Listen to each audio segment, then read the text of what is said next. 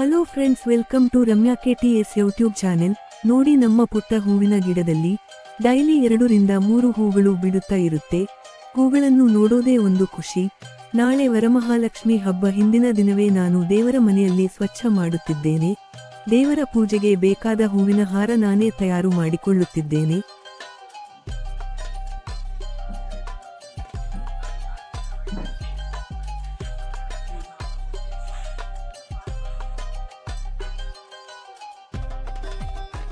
ಮತ್ತೆ ಅಕ್ಷತೆ, 12 ಎಳೆ ದಾರ, 12 ಗಂಟುಗಳಿಂದ ಮಾಡಿದ ಕಂಕಣ, 5 ಎಳೆ ದಾರ, ಹರಿಸಿನ ಕೊಂಬಿನಿಂದ ಮಾಡಿದ ಮಾಂಗಲ್ಯ ಎಲ್ಲವನ್ನೂ ಒಂದು ದಿನ ಮುಂಚಿತವಾಗಿ ರೆಡಿ ಮಾಡಿ ಇಟ್ಕೊಂಡಿದ್ದೀನಿ.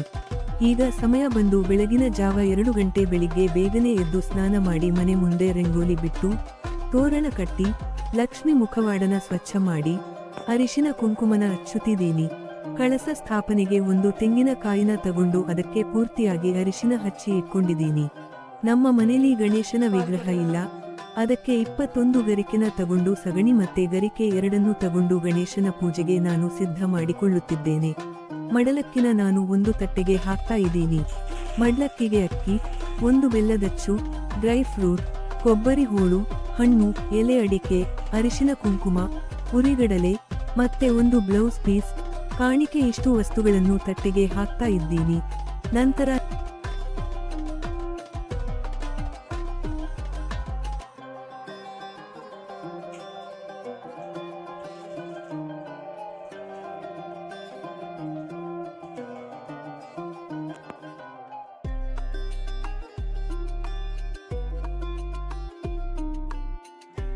ನಾನು ವರಮಹಾಲಕ್ಷ್ಮಿ ಫೋಟೋಗೆ ಹೂವಿನಿಂದ ಅಲಂಕಾರ ಮಾಡಿ ಅದರ ಮುಂದೆ ಒಂದು ಪೇಠನ ಇಟ್ಟು ಅದಕ್ಕೆ ಬಿಳಿ ವಸ್ತ್ರನ ಹಾಕಿ ಒಂದು ತಟ್ಟೆಗೆ ಅಕ್ಕಿಯನ್ನು ಹಾಕಿ ರಂಗೋಲಿಯನ್ನು ಬಿಡಿಸಿ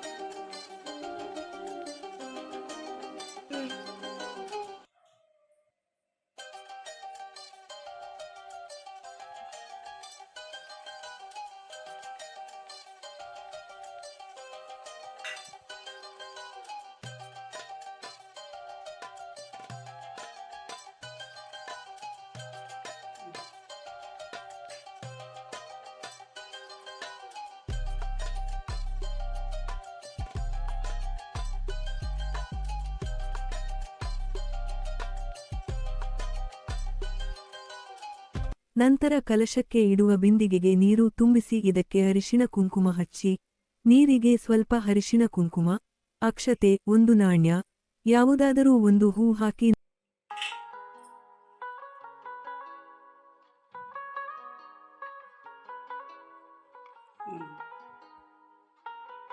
ನಾನು ಕಳಸದ ಬಿಂದಿಗೆನ ಅಕ್ಕಿಯ ಮೇಲೆ ಇಟ್ಟು ಸೀರೆನ ಉಡಿಸುತ್ತಿದ್ದೀನಿ.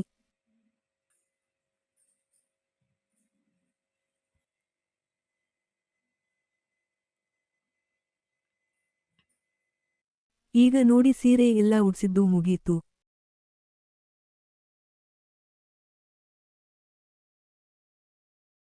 ಈಗ ದೇವರ ಮನೆಯಲ್ಲಿ ಮೊದಲು ದೀಪ ಹಚ್ಚಿ ಸಮಯಕ್ಕೆ ಸರಿಯಾಗಿ ಗಣೇಶನ ಪ್ರತಿ ಸ್ಥಾಪಿಸಿ ನಂತರ ಕಳಸ ಸ್ಥಾಪಿಸಬೇಕು.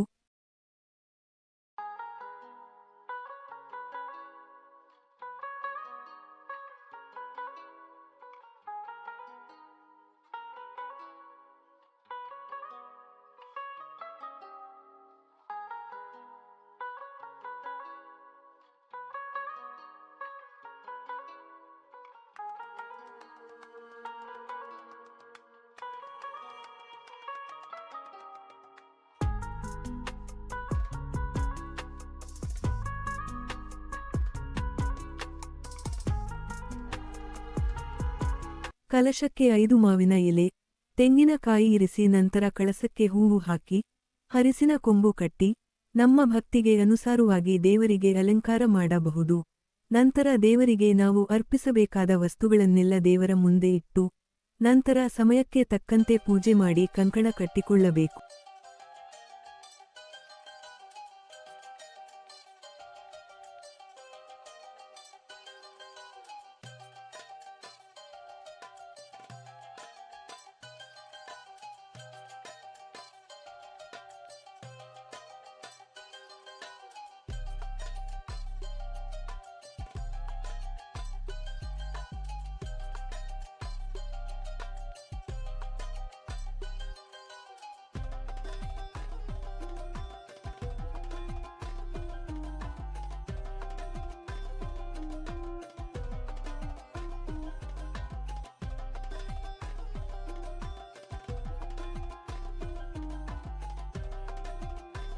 ಮಾಡಬೇಕು.